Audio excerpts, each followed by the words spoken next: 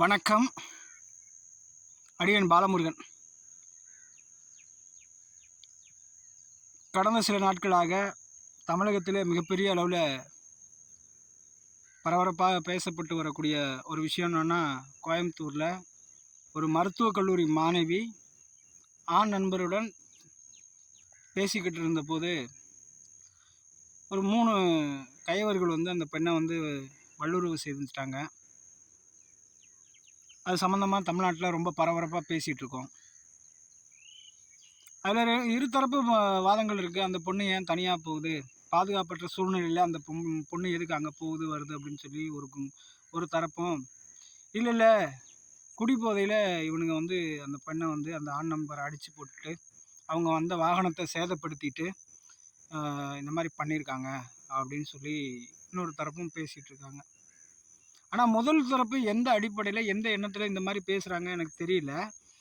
ஏன்னா ஒரு ஆணும் பெண்ணும் தனியாக உட்காந்து பேசிக்கிட்டு இருந்தால் அது பாதுகாப்பற்ற ஒரு சூழ்நிலையை இருக்கும் அப்படின்னு சொல்லி நம்புறது பைத்தியகாரத்தனமா இல்லையா?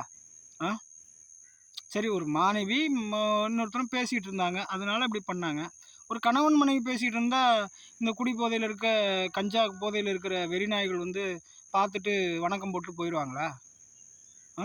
கணவன் மனைவி இருந்தாலும் இந்த சமூக விரோத நாய்கள் சட்டவிரோதமாக செய்யக்கூடிய அத்தனை காரியங்களையும் செய்யத்தான் போகுது. சரிங்களா? அதனால் இந்த சூழ்நிலைக்கு யார் காரணம் அப்படிங்கிறதையும் நம்ம பார்க்கணும். இந்த இப்படிப்பட்ட சூழ்நிலை தமிழ்நாட்டில் ஏன் தொடர்ந்து நடக்கு அப்படிங்கிறத நம்ம பார்க்கணும். அதுக்கான மூலம் என்னென்னு நம்ம கவனிக்கணும் இல்லையா?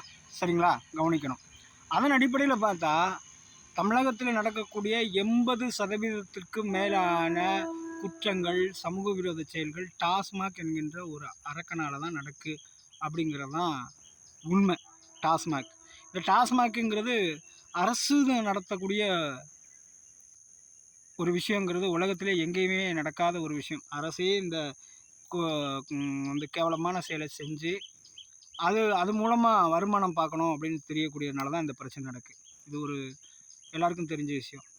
இன்னொரு விஷயம் என்னன்னு கேட்டிங்கன்னா, எங்கள் ஊரில் தாமரைப்பாடி, திண்டுக்கல் மாவட்டம், திண்டுக்கல் ஊராட்சி ஒன்றியம், திண்டுக்கல் ஊராட்சி ஒன்றியத்தில் தாமரைப்பாடிங்கிற கிராமம் திருச்சி ரோட்டில் இருக்குது. திண்டுக்கல் திருச்சி பிரதான சாலையில் இருக்குது அந்த எங்கள் ஊர்.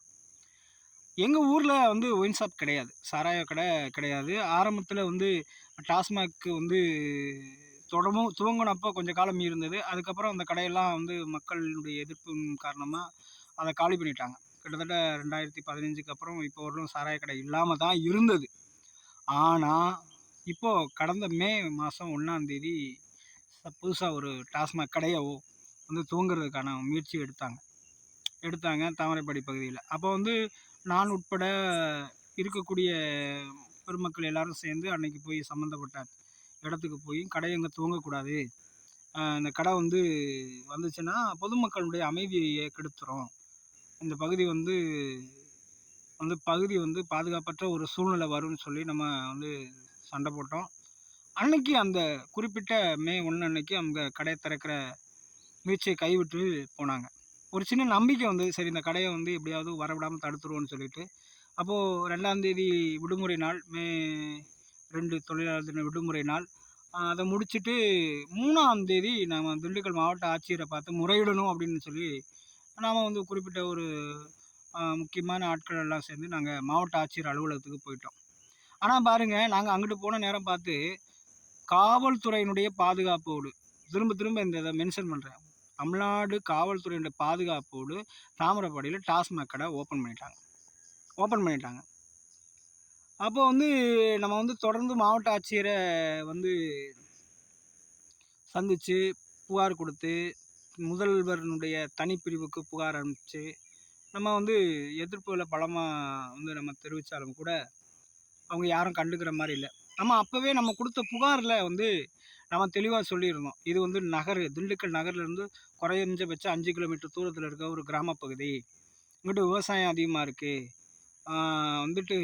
திண்டுக்கல் போன்ற பலதரப்பட்ட பகுதிகளிலிருந்து சமூக விரோதிகள் இங்கே வந்துட்டு போகிறதுக்கு வசதியாயிரும். அப்படிப்பட்ட சமூக விரோதிகள், குற்றப்பின்னணியுடையவர்கள் இங்கே வந்தாங்கன்னா இந்த பகுதி அமைதியின்மை ஆயிரும், வந்து செயின் பறிக்கிறது, மற்ற வீடு புகுந்து திருடுறது, மற்ற விஷயங்கள் வந்து கொலை மாதிரி விஷயங்களெல்லாம் நடக்கும் அப்படின்னு சொல்லி தான் நம்ம அந்த கோரிக்கை மனுவில் மாவட்ட ஆட்சியருக்கு கொடுத்த மனுவிலையும் சரி, முதல்வர் தனிப்பிரிவுக்கு கொடுத்த அந்த மனுவிலையும் சரி நம்ம குறிப்பிட்டிருந்தோம். அதே போல் தான் இப்போ நடந்துக்கிட்டு இருக்குங்க.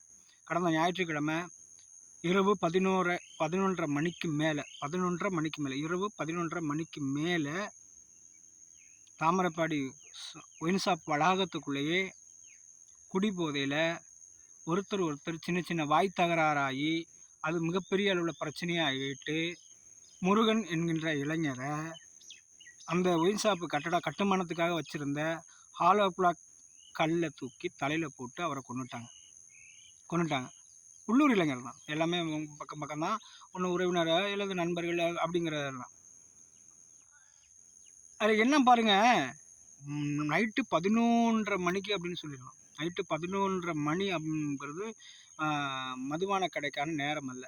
திருட்டுத்தனமாக சாராயம் விற்றுருக்காங்க. அதை குடிக்கிறதுக்காக இதை விட ஒரு கேவலமான செயலை செஞ்சுருக்காங்க. அந்த கடைக்கு வந்து பார் வசதி கிடையாது சார். விதிகளின்படி பார் வசதி கிடையாது. பார் வசதி இருக்குன்னு விளம்பர பலகை வச்சு அந்த பாரில் இலவச வைஃபை வச்சு அவங்க வியாபாரத்தை நடத்திட்டு இருக்காங்க. இப்போ நான் சொன்னேனுங்க, 11:30 மணிக்கு அவங்க சண்டை போட்டு மல்லு கட்டி ஒரு கட்டத்துக்கு மேலே வந்து கல்லை தூக்கி போட்டு அடித்ததுக்கப்புறமா அவருக்கு உயிர் இருந்திருக்கு. இந்த தகவல் வந்து வடமதுரை காவல் நிலையத்துக்கு தகவல் போய் அங்கேருந்து காவல்துறையை சேர்ந்த அதிகாரிகள் வந்து அவங்க வந்ததுக்கப்புறம் தான் அந்த அடிப்பட்ட நபரை வண்டியில் ஏற்றி திண்டுக்கல் மருத்துவக் கல்லூரி மருத்துவமனைக்கு கொண்டு போய் அங்கே மருத்துவமனையில் பரிதாபமாக இறந்துடுறாரு. அடிப்பட்ட இடத்துல உடனடியாக கூட அவரை வந்து கொண்டு போய் சிகிச்சைக்கு கொண்டு போயிருந்தா கூட காப்பாற்றிருக்கலாமோ என்கின்ற ஒரு எண்ணப்பாடு வருது. ஆனால் அந்த கடையில், சம்மந்தப்பட்ட கடையில் விற்பனையாளர் இருக்காங்க, மேற்பார்வையாளர் இருக்காங்க. அங்கே வந்து பார் நடத்துகிறோன்ற பேரில் எப்போவும் 4-5 பேர் இருக்கானுங்க. அவனுங்க குறைஞ்சபட்சம் இந்த அடிப்பட்ட நபரை கொண்டு போய் மருத்துவமனையில் சேர்க்கறதுக்கான முயற்சியை கூட எடுக்கலை. பரிதாபமாக அவர் இறந்துட்டார். இப்போது வந்து மறுபடியும் அந்த திருட்டுத்தனமாக சாராயம் விற்கிற வேலையை முயற்சி எடுத்து பண்ணிக்கிட்டு இருக்காங்கன்னு சொல்லுங்களேன், வச்சுருக்காங்க. இந்த சாராய கடை தாமிரபாடிக்கு வர்றதுக்கு பொதுமக்கள் யாரும் கொடுங்கன்னு சொல்லி கேட்க போகிறதும் கிடையாது. ஆனால் கட்டாயத்தின் பேரில் வந்தது. இந்த கடை நடத்துகிற இடம் வந்து திண்டுக்கல் ஊராட்சி ஒன்றியத்தில் ஒன்றிய பெருந்தலைவராக இருந்த திமுக பிரமுகர் ராஜா என்பவருக்கு சொந்தமான இடம், அவரோட கட்டடம் அப்படின்னு சொல்கிறாங்க. அவருக்கு வருமானம் வரணும் அப்படின்ற ஒரே காரணத்துக்காக கட்டாயத்தின் பேரில் தாமிரபாடியில் டாஸ்மாக் கடை கொண்டு வந்திருக்காங்க அப்படின்னு சொல்லி நம்ம திரும்ப செய்திகள் வந்து அதுதான் வருது.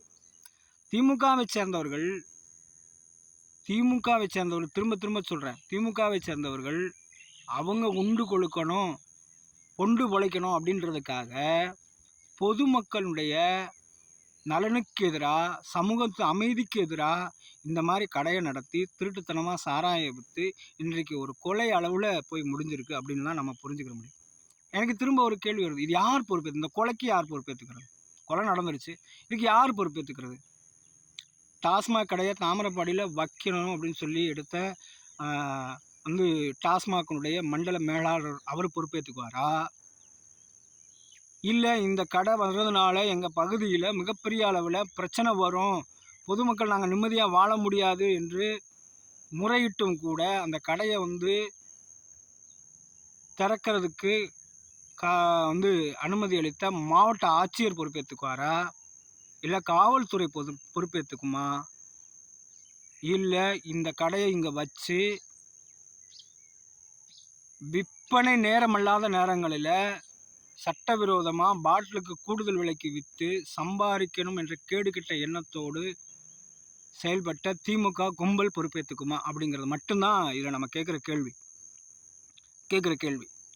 இந்த கேள்விக்கு யார் பதில் சொல்லுவாங்க அப்படிங்கிறதான் இருக்குது. சமூக பொறுப்பு திமுக காரன்ட்ட என்றைக்குமே இருந்தது கிடையாது. இதை விட கொடுமை, கட்சி துண்டை போட்டுட்டு ஒரு சில திமுகவினர் அந்த கடையில் வந்துட்டு நம்ம தான் வந்து கொண்டு வந்திருக்கோம், எங்களுக்கு சப்போர்ட் பண்ணுங்கன்னு சொல்லி கேன்வாஸ் கேன்வாஸ் பண்ணதாக கூட எனக்கு ஒரு செய்தி வந்தது. உண்மைதான், அது உண்மைதான். இதில் என்ன பண்ணுறானுங்க, குடிகாரன் அடிச்சுட்டு செத்து போனதுக்கு நாங்கள் என்ன பண்ண முடியும்னு கடந்து போக முடியாது. அவங்க எல்லாம் ஒன்றா மண்ணா இருந்தவங்க. கடையிலோ தெருவிலையோ பார்த்தா வாங்கண்ணே, வாங்க தம்பி, வாங்க மாமா, வாங்க மச்சான்னு இருந்தவங்க. இன்றைக்கி திடீரென்று ஒரு கொலை நடந்திருக்கு. 5 குடும்பம் நிற்கதியாக நிற்குது. செத்தவனுக்கு பிள்ளை இருக்குது. இறந்து போன முருகனுடைய குழந்தைகளும் அவர் மனைவி நிற்கதியாக நிற்கிறாங்க.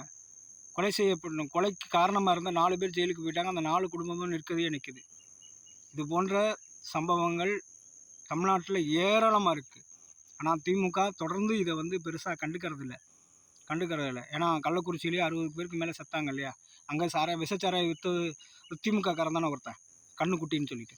அவர் வந்து பிணையில் வந்து இன்றைக்கி சுதந்திரமாக உலாவுறாரு. சரிங்களா?